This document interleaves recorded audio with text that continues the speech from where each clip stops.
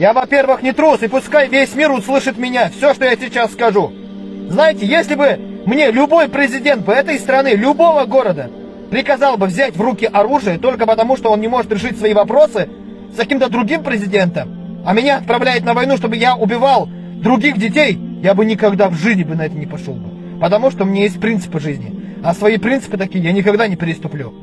Во-первых, я не имею права лишать жизни людей.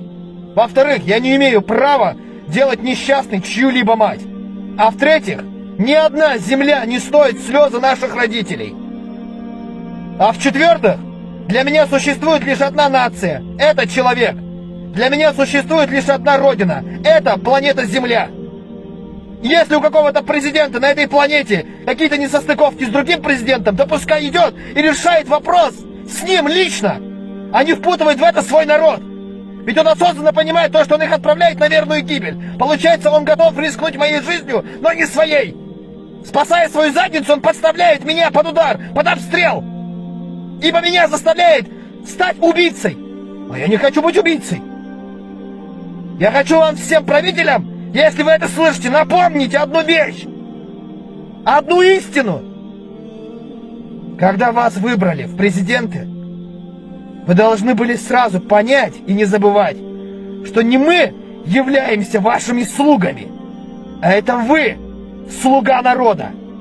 Это не мы должны вас оберегать и решать ваши вопросы ценой своей жизни, а это вы должны решать вопросы между собой, не рискуя жизнями своего народа. В ваши обязанности входит то, что вы должны их оберегать, а не отдавать им в руки оружие.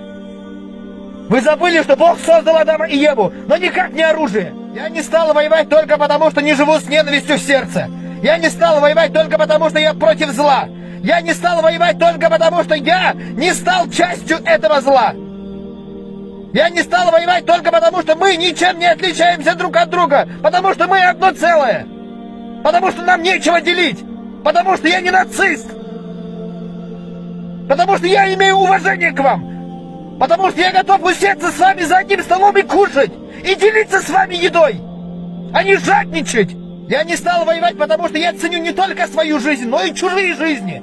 Многие солдаты кричат: Бог с нами, потому что мы за справедливость. Бог уже не с вами, потому что убивать человека — это уже несправедливо. Ненавидеть друг друга — это уже несправедливо. Проливать кровь — это уже несправедливо. Солдаты, вы неужели так и не поняли, что вы просто запрограммированы? Вас сделали врагами. Вы испытываете друг другу ненависть, хотя нету причин для испытывания этой ненависти. Вами управляют, вами манипулируют, вами контролируют. Вы лишены просто собственного мнения. Если вы сами не хотели идти на эту войну, то вы можете ее легко прекратить.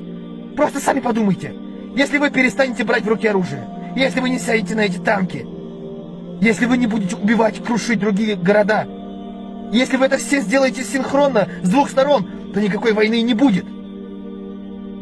А президентом лишь останется, знаете что? Смириться с этим и решить вопрос другим путем. Хотя и есть иные другие пути. Даже если идет какой-то конфликт, можно назначать футбол, баскетбол, волейбол, бокс, что угодно. Но не войну, где нужно проливать кровь и лишать жизни людей. Решение есть, выход есть. И запомните, солдаты, герой не тот, кто убивает, а тот, кто спасает. Тот, кто дарует эту жизнь. Тот, кто может проявить милосердие. Тот, кто не позволит себе сделать несчастной чью-либо мать. Не заставит ее прослезиться. Не заставит ее жить с болью в сердце всю жизнь. От потери ребенка. Запомните, солдаты, мир во всем мире настанет, если вы прислушаетесь к моим словам. Поступите так, как я вам сказал. И будет мир на 1000 лет.